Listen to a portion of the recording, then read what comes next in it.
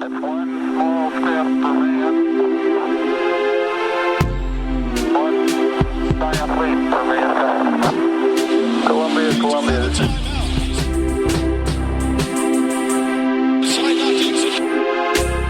Houston, AOS, over.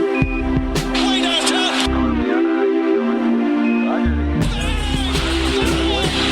Setting up the flag now. Now, you can see the stars and stripes on the... Alrighty. Welcome, everybody, to the TKW podcast. I'm your host, Anthony Corbo. You can follow me on Twitter at Corbo Anthony. Joining me today on this episode, I have one of my favorite co-hosts, Bryan Gibberman. I feel like I haven't been on the show in like 3 months, but it's only been 2 episodes. I know, think. right?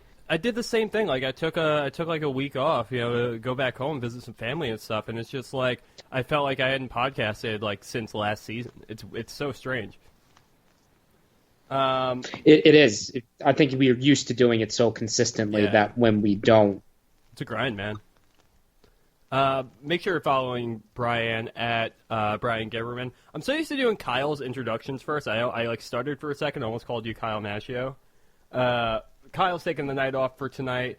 We are not going to get too much into the game against the Pacers in which the Knicks suffered another loss. But the main story here, what we're going to be focusing on, the biggest thing to come out of New York this weekend is Le'Veon Bell is a New York Jet.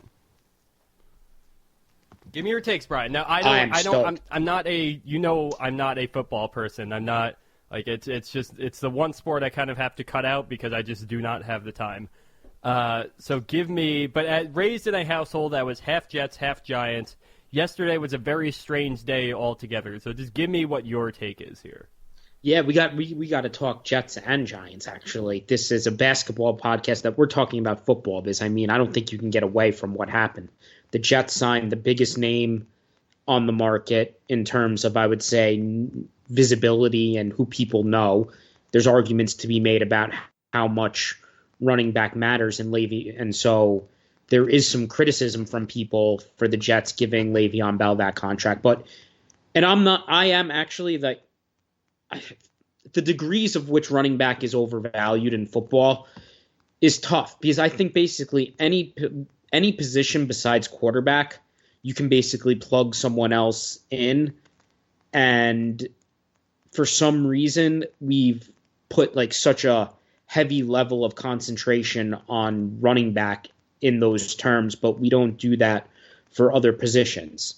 But the lifespan of a running back is shorter, so I understand the concerns that he's had 1,500 carries or 1,500 touches or whatever in his career to this point. But the Jets, they had so much cap space.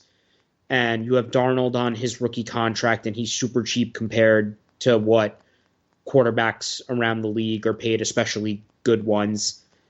And they were the roster it just needed talent across the board.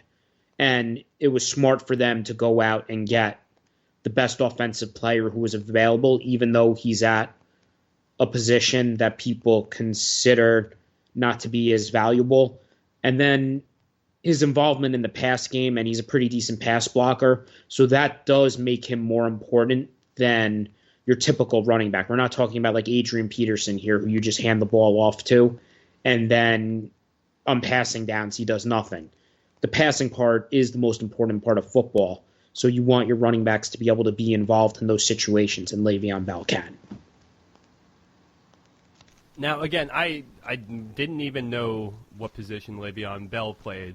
All I do know is that he signed a 4-year, $52.5 million contract with the New York Jets. And that is approximately the same contract that Miles Plumlee signed a couple of years ago. The difference is Le'Veon Bell sat out a whole year to get that contract.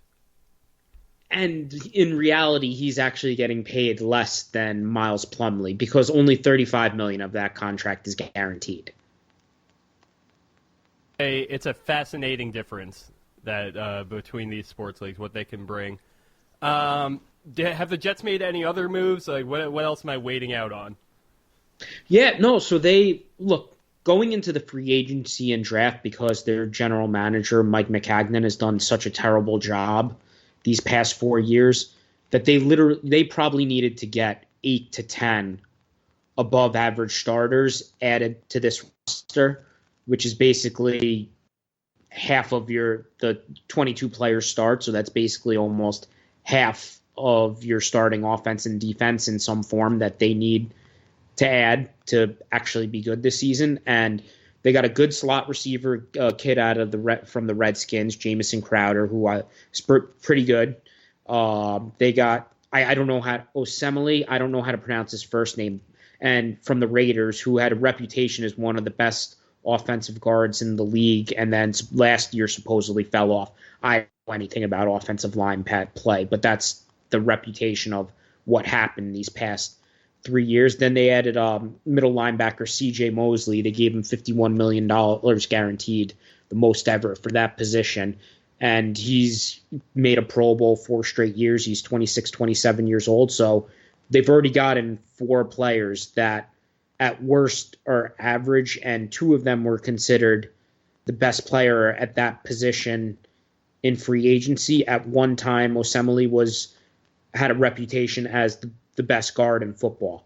So not only they got guys with a decent floor and pretty high upside, and Crowder fits into he'll fit with Darnold's skill set pretty well. So, but they got to finish it off. They still need a cornerback. They need a center. They need an edge rusher. They might want another running back. They might stick with the 2 guys behind them. They could add another wide receiver. They need a backup tight end. They need more defensive linemen. They need offensive line depth. This roster, even with all the big names and all the money spent so far, it's still a work in progress, and there's a long way to go. So the NFL draft is on it begins on April 25th. It ends on Saturday, April 27th. That's always fascinated to me as an outsider to the sport, just the length of it. But so tell me what picks the Jets have in this draft, and just what exactly they're looking for. Like, what kind of talent could they be finding in there? It's such a long draft. I don't exactly know, what each round necessarily represents from a talent standpoint. But what picks do the Jets have, and what do you think they're going to be focusing on? So they have the 3rd overall pick, and then they don't have a second rounder. They have 2 third rounders, and then they have picks filtered in the 4th, 5th, 6th, and 7th. I'm not sure off the top of my head what they do and what they don't have. At 3, like the guy who's getting projected to them most in the mock drafts that are being done is this Alabama defensive tackle, Quinnen Williams. I fully admit I haven't gone through. There was a time when I used to go through and I used to watch a lot of stuff for the draft, and I don't do that anymore. But the Jets have drafted interior defensive linemen with Leonard Williams, Mo Wilkerson, Sheldon Richardson.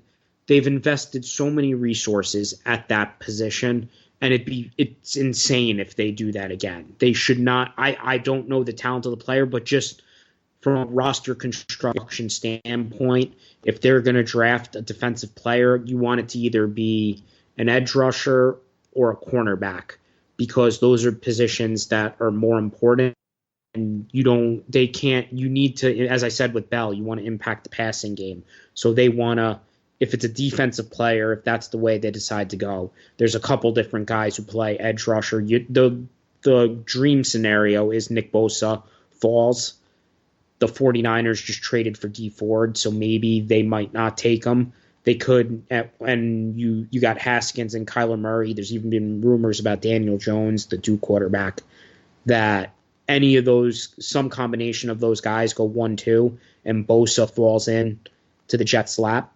That would be the best case scenario. They could trade back and accumulate more picks. That's always a smart thing to do in the NFL draft.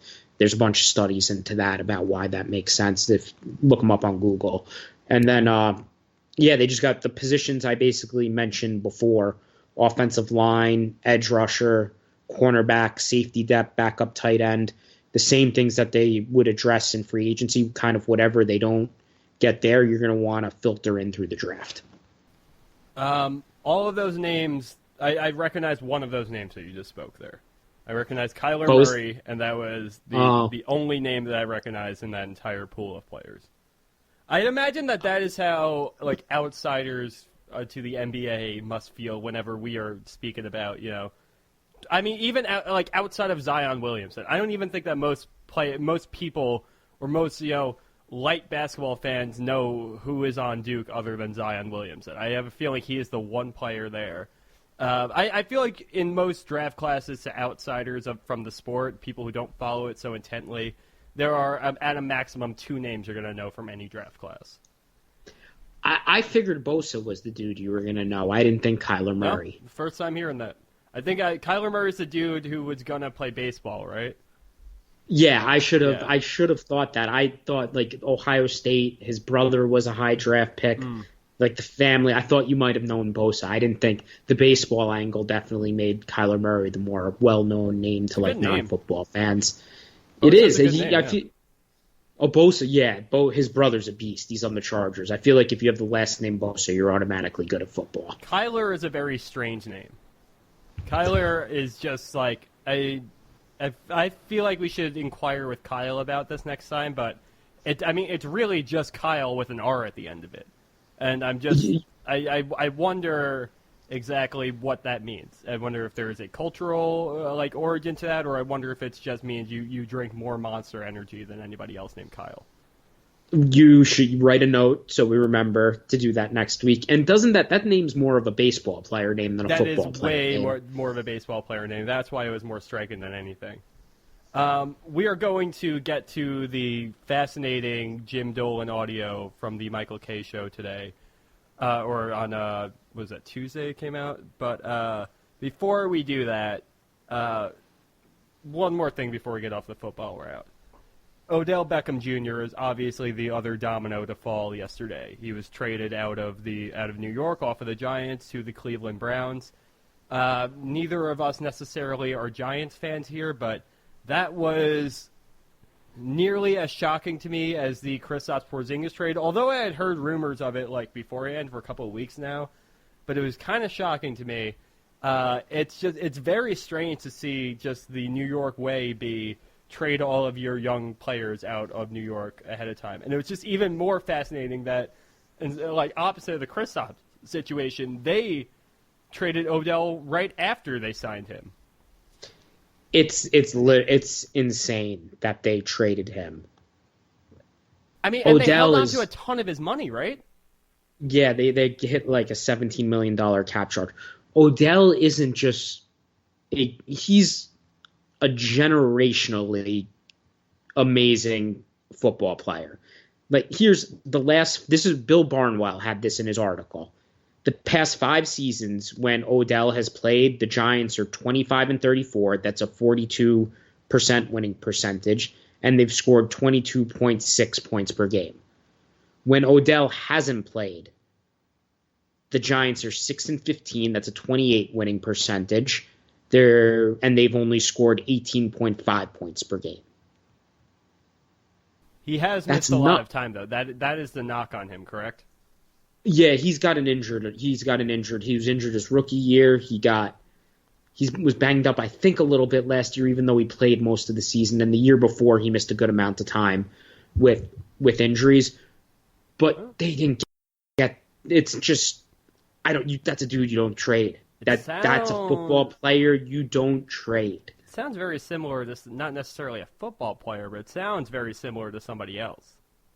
A injury-prone young player, possibly, of a very high talent level, who is also shipped out of New York recently. But we won't mention who.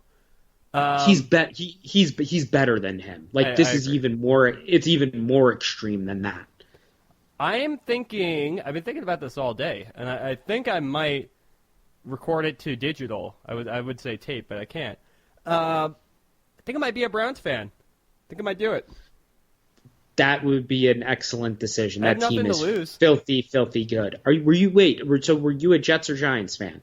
I waffled for a while. My father was a devout Jets fan. My mother a devout Giants fan.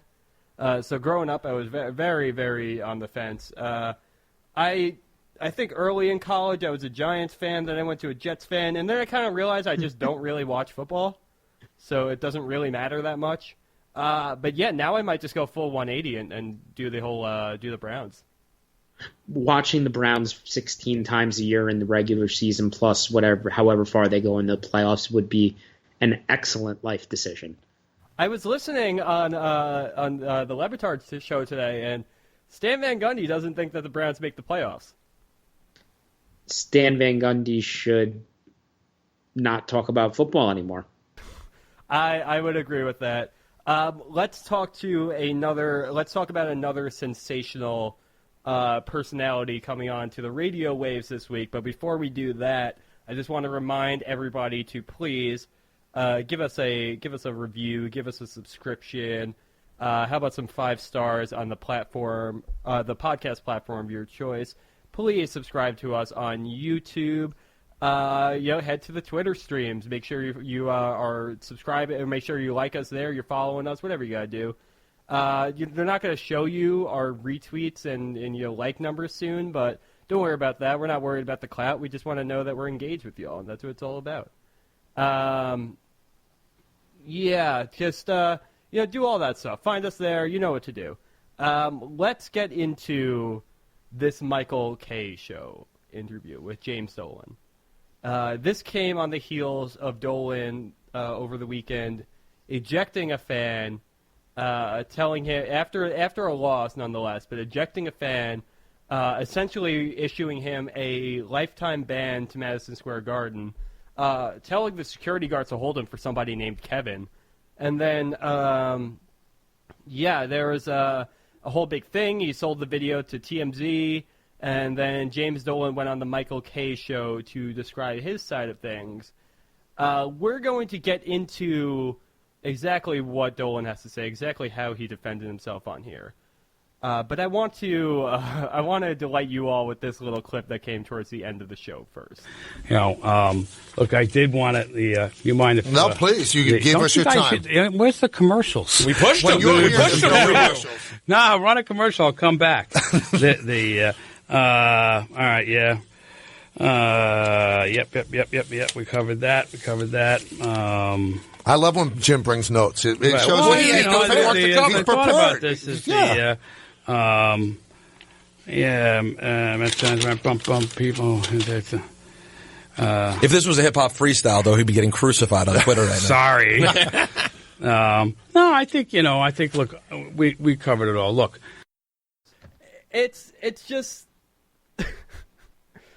He's dying for a commercial break the whole show. There's no commercial break the whole time. He is under high pressure from Michael K. and his co-hosts on the show.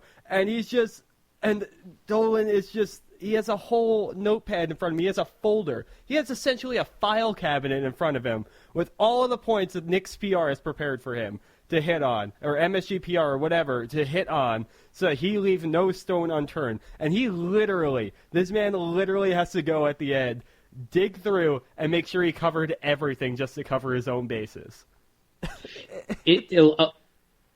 A little inside radio is basically when you have a big name guest like that, what you do is you push off your commercials so they can be there for longer, plus they don't have to sit around and do nothing for 4 or 5 minutes. Typically, someone doesn't want to do that. You don't want to waste their time, so you get them in and out as quickly as possible while having them on for as long as possible.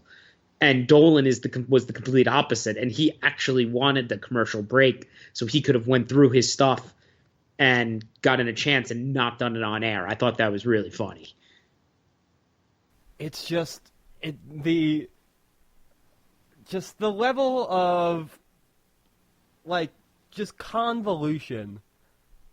Whether things are good, whether things are bad, everything just still seems a little chaotic when it comes to this franchise.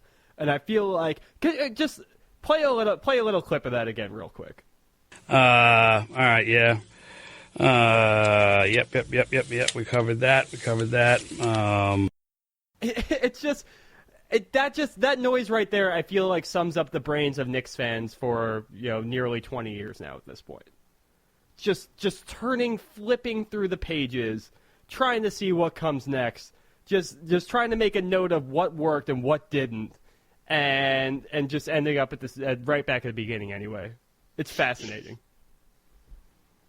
What was the next part of the interview that you found most interesting? From there, I think the parts that really started striking me, the one thing that's really stood out to me, and it's been, this will go out on Thursday morning. Now we're recording on Wednesday night, but the thing that's really still stuck out to me to this point is how assured he really was when it came to this summer and and specifically free agency. Take a listen. New York is the mecca of basketball, right? And we hear from people all the time, right? From players, from representatives. It's about who wants to come. Mm-hmm. We can't respond because of the NBA rules, etc.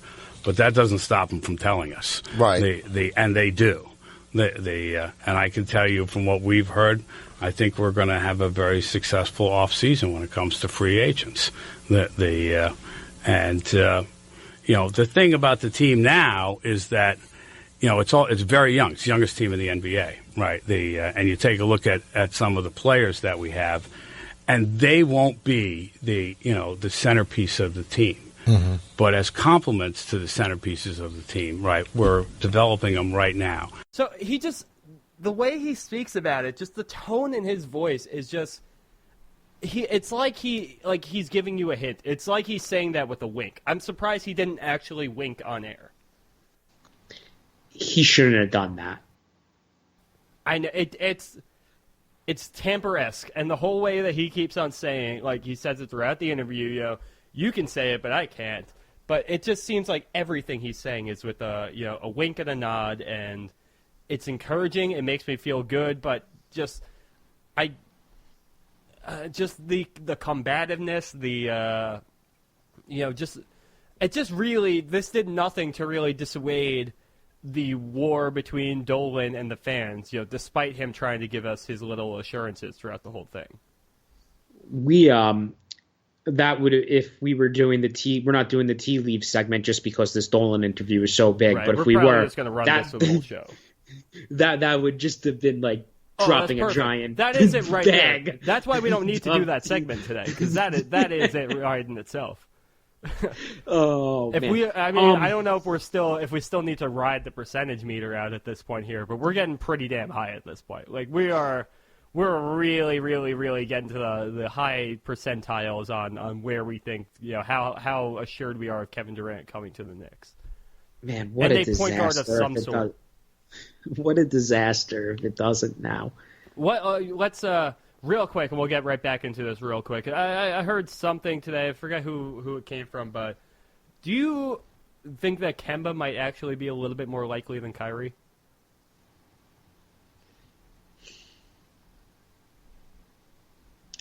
No, I'm going to stick with Kyrie because of his and Durant's relationship. Kemba wouldn't be.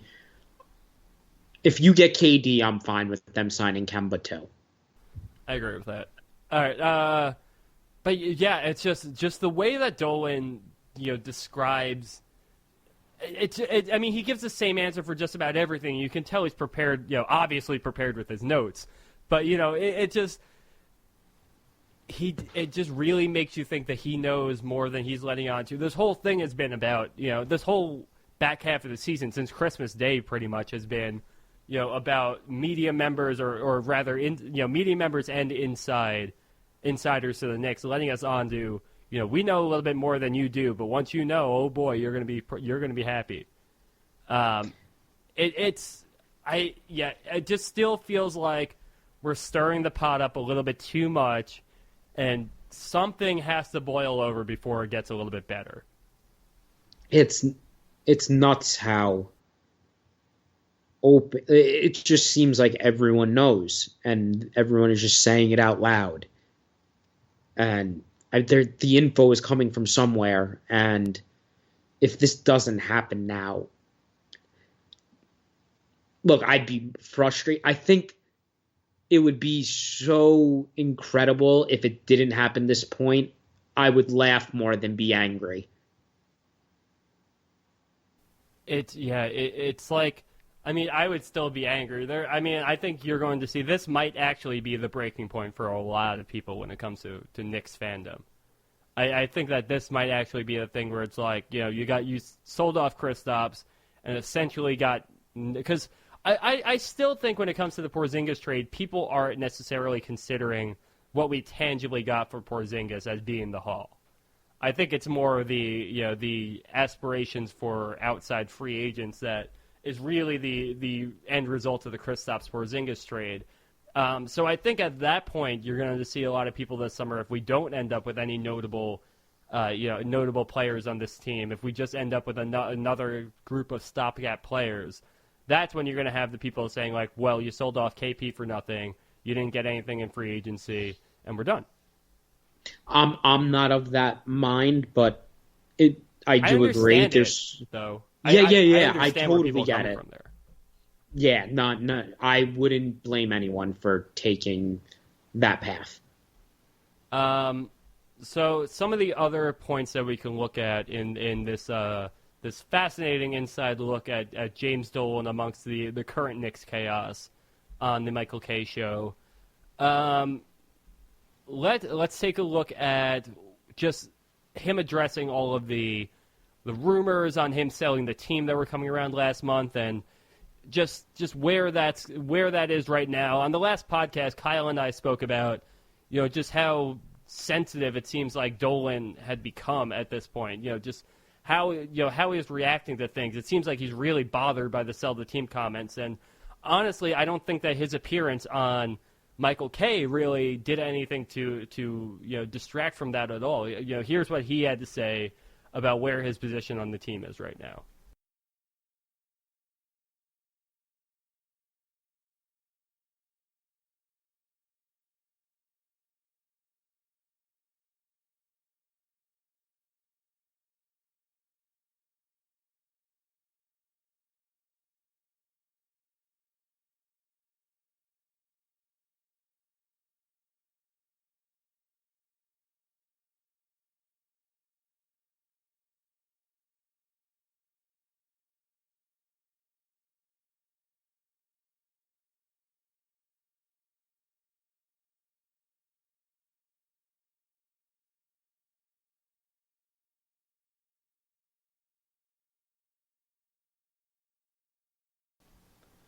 So he's saying, pretty unabashedly, I'm staying.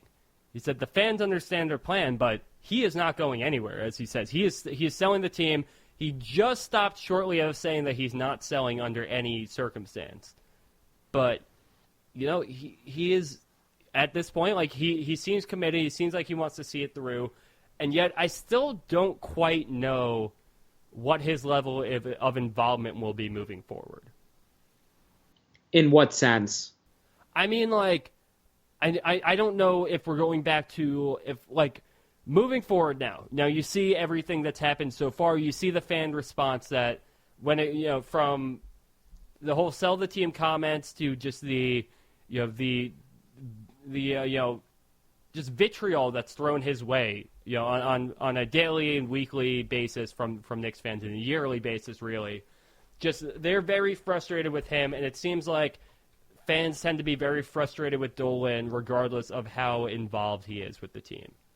So I don't know how he handles that.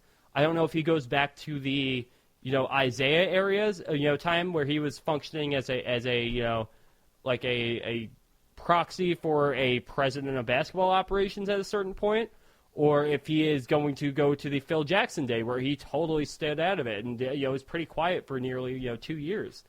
I just what do you think becomes of where James Dolan will be, his involvement with the Knicks after, say, this summer or even this summer? Well, it depends. Do we believe what he said on the Michael Kay show or not? And here's what he said about that exact topic when Kay asked him, or one of the guys asked him, if his role has changed since Phil Jackson has left. I'm a little more supportive, right? But it's pretty much the same. I mean, I've known Steve for a long time, so we talk, right? But I don't tell him what trades to make. I don't tell him how to run the club, right? It was his, the coach was his selection, right? But you had to approve Porzingis. He can't make a trade like that without going to you. Oh, yeah, no, I did. But, I mean, I think the rationale, right, was really quite solid, right? And in the end, if I said, I don't want you to trade Porzingis, and Steve said to me, you know what, I really feel we should do this, then he'd get to do it, right? Really? Yes, really. No, because, look, in the end, I recognize, right, but Steve Mills, right, Scott Perry, they live, breathe, eat basketball their whole lives, right? They're smart guys, and I think they know what they're doing, right? I do not live, breathe, eat basketball. I'm much more of just a fan. You ask me why I sit where I sit, it's because I'm a fan, right? They're the best seats in the house for a fan, right? So, you know, if they're like, no, Jim, we think this is absolutely the right thing to do, then they're off to do it. Anthony, I think I'm going to take him at his word there.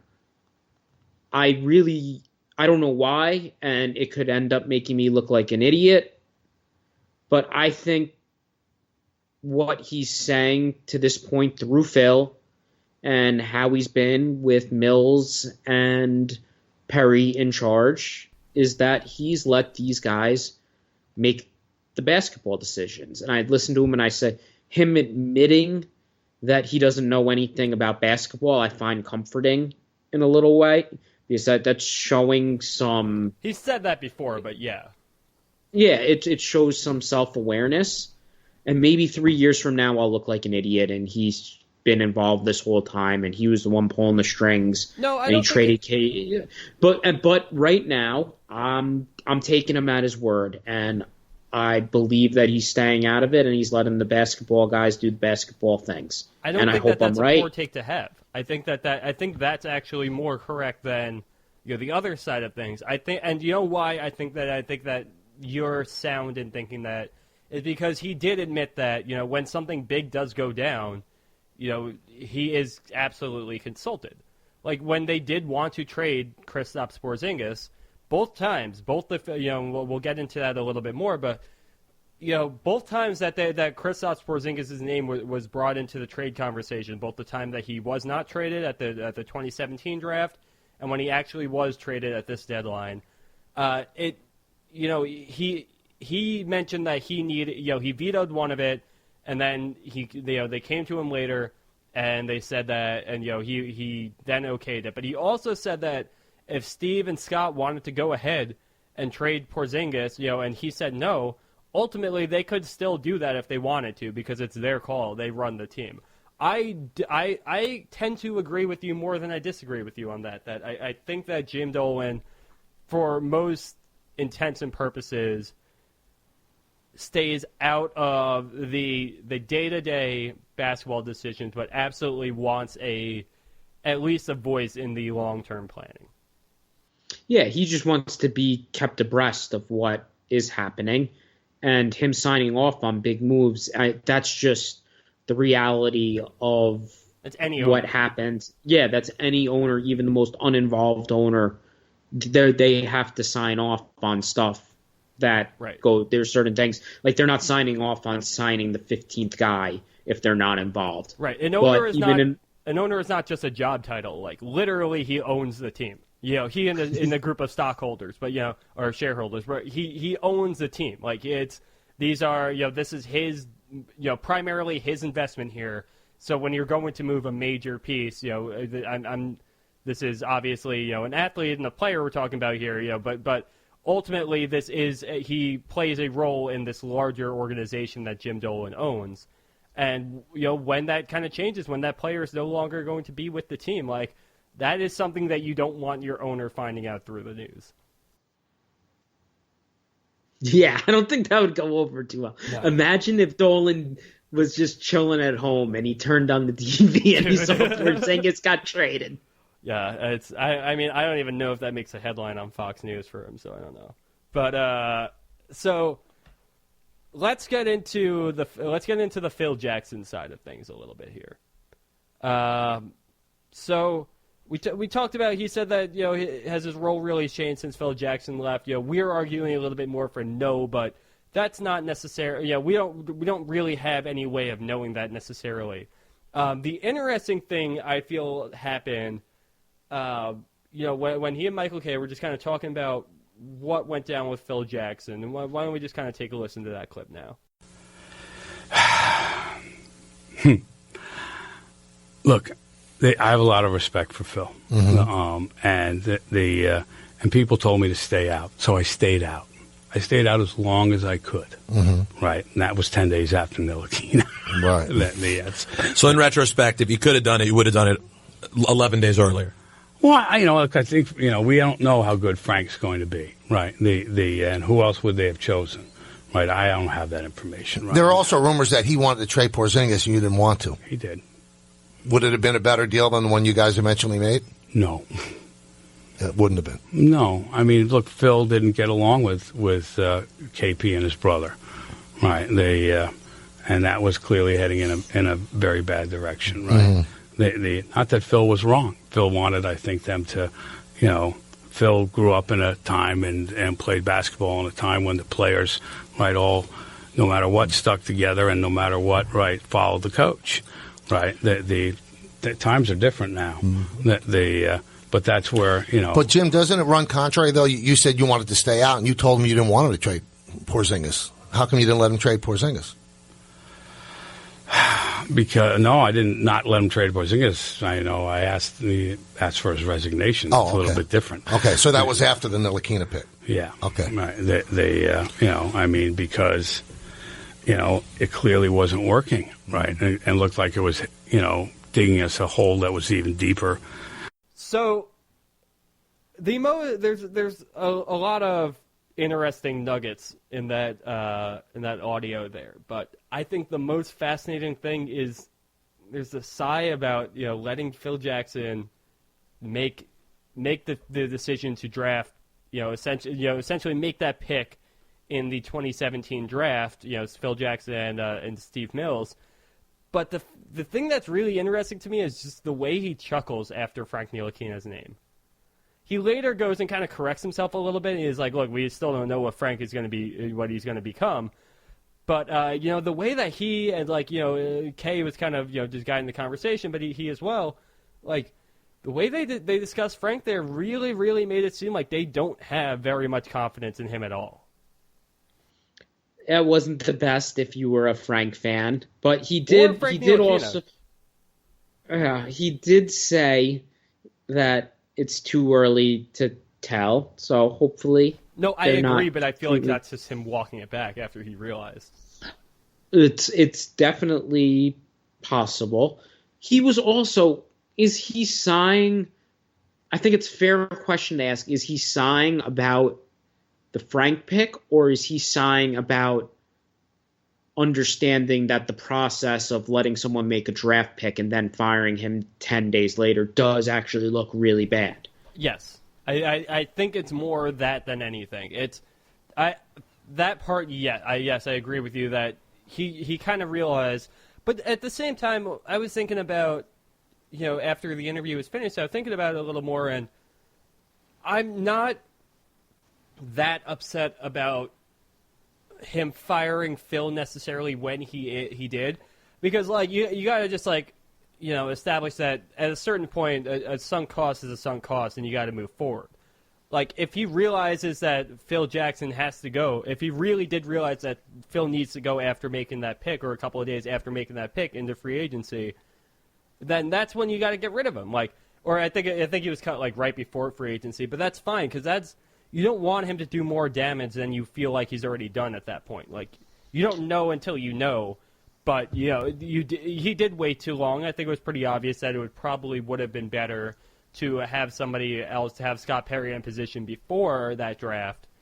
But at the same time, it's when a guy's got to go, that's when you got to do it. I'm more glad that he didn't hold on to Phil Jackson throughout the summer and then fire him before the season. Yeah, I'm with you that I wanted Phil fired before the draft. I thought he should have been. You could have fired him right after the season. He just screwed up so much. It was just the way the organization functioned and how he kind of had him on the right path and changed lanes. He set them back 4 or 5 years. And I remember the night he got fired. I worked a weird job. I worked 6 p.m. to 2 a.m. and I get off. You typically would get off between like 12:30, around 12:30 though. And I never go to a bar or drink after work. And I just drove straight to the bar and took like 3 shots and then went home because I was so happy that he got canned. It was something that needed to be done. And it's honestly, that was a good owner. And I'm not going as Dolan has a long way to go to prove that he is a good owner.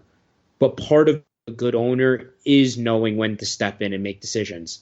And Dolan is going to, it's impossible for an owner to be totally hands off. So when he does something right, he does deserve credit. And that one, even though maybe the timing wasn't exactly right, he got rid of a guy he needed to get rid of because Phil Jackson had turned, like the Knicks have already been a pretty big laughingstock, but like he was making it even more extreme. There have been regime changes that I've agreed with Phil Jackson. There have been, or with James Dolan. There have been regime changes that I've not agreed with that he's done. But ultimately, it's exactly what we're saying. When someone has to go, he has to go, and the person who has to make that decision, the only person who can fire the president of basketball operations is the owner. And so when Dolan has to step in, he's proven that he is capable of doing so. So for that much, at least, he does. I think that was a fascinating insight into actual, into something he handled very well for the most part. Would I liked him to have done it a few weeks previously? Yeah, but ultimately, it's not something we can get that hung up on. Yeah, I'm honestly, I'm fine. I'm fine with it. It's yes, he should have gotten rid of Phil earlier. At least he did the right thing and got rid of him. So let's take a look at before we get off of the Jim Dolan discussion here. Let's take a look at just what the whole Kristaps Porzingis trade. I think this might be the first time that Dolan has really spoken on record since Kristaps Porzingis was traded. So, let's listen to this audio right now. Michael Kay is basically asking, just what Dolan's feeling was of the day that Porzingis, everything went down there. Let's listen up here. I don't want to talk for him. Okay. Right. He has to explain or not. It's up to him, right, about why he didn't want to be here, right? I thought our guys tried really hard, right, to integrate him into the organization, right, to make him feel welcome, et cetera. I mean, Fizdale took the trip out there. Right, Fizdale even went out to see him, et cetera, right? Like I said, I don't want to put words into his mouth. So for whatever reason, but when he came in and said to us, right, I don't want to be here, right, I'm going to leave at the first chance that I get, right, and I want to be traded, right. I mean, that sort of cast the die on what we had to do, and I think the guys that Stephen Scott did a great job, right, turning that position, right, into something that we can build on. So, he asked him if he was worried that Porzingis didn't want to be with the organization anymore, and he kind of deflected and he said it was more of something for Stephen Scott to handle. But it seemed like that was a moment where everyone has been generally on the same page with each other there, where it's like Kristaps pretty much flat out said I don't want to be here anymore, and then they Dolan let them make the move that they wanted to make there. I think that this is more this isn't really so much to do with Porzingis, but the situation where it's kind of a doomsday scenario that day for the Knicks, and it certainly felt like it for us. They seemed to be pretty on the same page in that moment. The three of them, Scott Perry, Steve Mills, and Jim Dolan, and ultimately they were able to extract a pretty good value. And it's something also just to touch on the clip from the last segment that they asked him flat out if they thought that they would have gotten more value for Porzingis trading him, last summer or when Phil was there versus right now. Dolan said no, pretty unabashedly no. I tend not to agree with him, but I do like the fact that they were all on the same page at this moment. I feel like they did get the best offer they could get for him. There's no question the Knicks' messaging about the KP trade is organized, and they have all their T's crossed and I's dotted. I might have said that in the wrong order, but whatever. That's stupid saying. No, you got it. And did I get it right? Yeah, okay, no, did it the right 100%. way? Okay. I should have said you dot your T's and cross your I's. Right, that's what I tend to go with. Agent of Chaos. But so their messaging is very good with it, and they've stayed on. They've stuck with the bullet points they came up with. When KP finally does talk about it, it's going to be. I'm curious to what he has to say about the whole situation, and I have a feeling it's going to be much different bullet points and a much different message. And who to believe there? I'm guessing it's going to be somewhere in the middle, but I don't think the Knicks are going to look as clean in all of this as they're trying to make it out to be. I mean, that's a good point. We do know that, the organization as a whole, they tend to. There are talking points that they have stood to in the past, and that seems to be, it's been oftentimes fairly difficult to extract information out of, the insiders there or the front office or whatever, staff we're talking about here. But they are, but just the fact of the matter is the results kind of back it up, right? What they did manage to get from the Mavericks, they got the 2 first-round picks, and they got Dennis Smith Jr. out of it. Like, they're not the best picks necessarily in the world. We're not talking, high lottery picks here, but they still have value, whether that's actually the Knicks making the picks or they trade them. And Dennis Smith Jr., he's had a lot of flaws since he come over here, but is, an upgrade from what the Knicks have been building with so far, and potentially could be a longer-term piece, or again, another trade piece that the Knicks could potentially use down the road. So it's like, I agree that it might be this might be more messaging than it is necessarily everything going down as smoothly as it appears to be. But when it comes down to the where the proof is and everything, I'm not upset about how that trade went down, and I think that you ask most fans at this point, or even you ask around Twitter or anything like that, you see most people are generally pretty happy with the haul. And the blame for the Porzingis move doesn't fall on the Knicks side of things. The blame so far has pretty much entirely fallen on Kristaps himself. Oh yes, people have been super hard on KP. I don't really have the animosity towards him that other people do, and I've felt that way. It's since fun though. The beginning. Yeah, I get it, and having fun and being a fan, that's fine. But I just we're killing a guy for wanting to get away from the Knicks. Well, why? What have the Knicks exactly done to earn the trust of someone?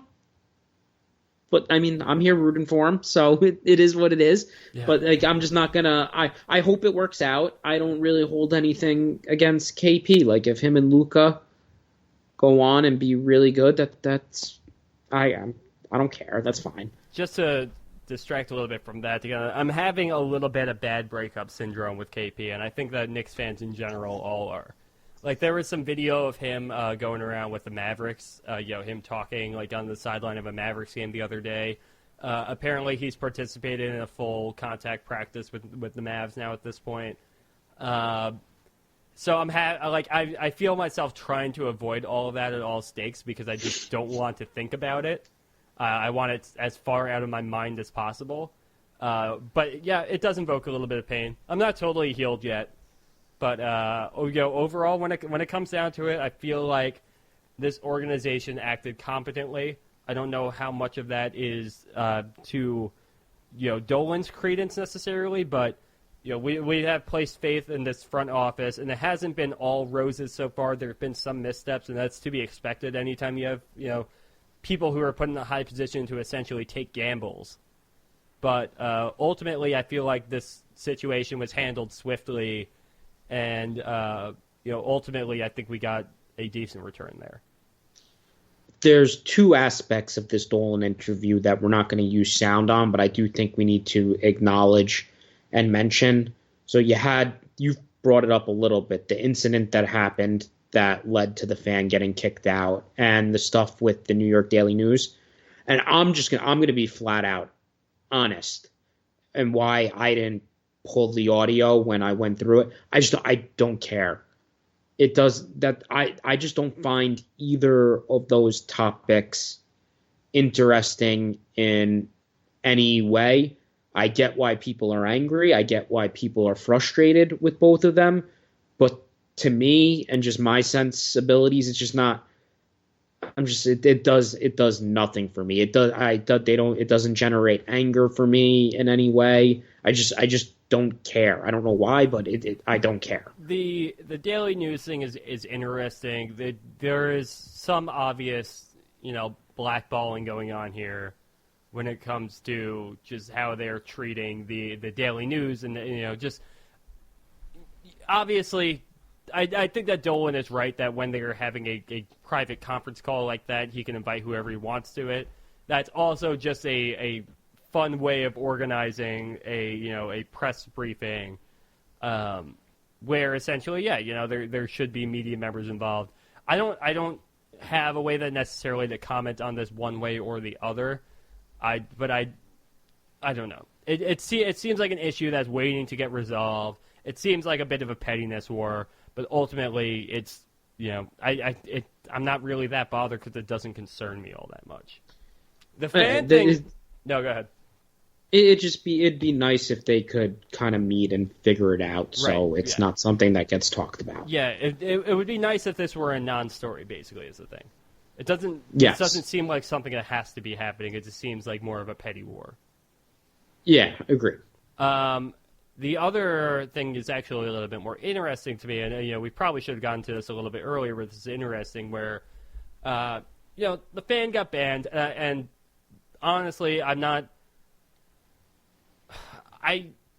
necessarily for the fan getting. I wasn't for the fan getting banned initially. I was, obviously he was yelling at him like the guy from the Jazz game deserves to get a lifetime ban. The dude who's sell the team at Jim Dolan after being the worst team in the league for 18 years, or over the past 18 years, that dude doesn't necessarily deserve a ban until you hear what James Dolan has alleged here. Now, he alleged that he used the word ambush several times in this interview, and he said that the fan, and from what the Michael Kay show corroborated, was that they saw footage of these fans kind of following Dolan throughout the arena and then waiting for him to get to the exit point he was going to take and getting into the stands there and chanting, sell the team at him. So they're essentially trying to say, he's trying to say, like, this thing was planned, this was ambushed, and that's why they got the lifetime ban.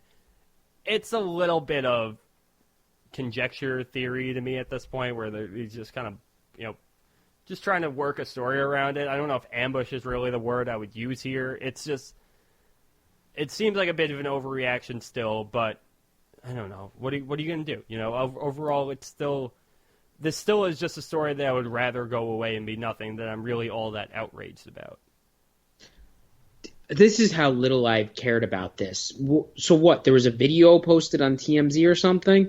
Is that what happened? Well, the thing was, he said that immediately after they sold the video to TMZ, the video that everyone has seen, that of the. I haven't. This is what I'm asking. I haven't seen the video. I haven't even watched the video. So what did the video have? Okay, so basically, you had two fans in the stands. They were basically like Jim Dolan was exiting through one of the tunnels, like one of the to the just behind the basket to the side a little bit, and the fans were in like the second level just behind the basket. And you had one dude who's holding camera, and then you have another guy who's kind of chanting more so. So you have like essentially a cameraman and a guy on a mic there, and he's just yelling towards Dolan as loudly as he can, sell the team. And I don't know if Dolan spotted him beforehand, but then Dolan comes up to him and he says, "What'd you say?" And the fan goes, "Sell the team." And Dolan essentially says, "You want me to sell the team? How would you like it if you watched all the games from home?" And the fan goes, why would I do that? He goes, well, that's rude. He's like, how would you like it if you would just watch all the teams at home because you're not coming back here or something along those lines. And he's like, good content. Like, what? Yeah, and then Dolan starts walking away and yells to his security guard, hold him for Kevin. Hold him for Kevin. I don't know who Kevin is, but I'm assuming that's the person who is handing out lifetime bans in Madison Square Garden. I don't know if there's a guy whose job it is to only hand out lifetime bans at the Garden. We're just finding out about this now. So, Kevin, if you're listening, don't be coming for us.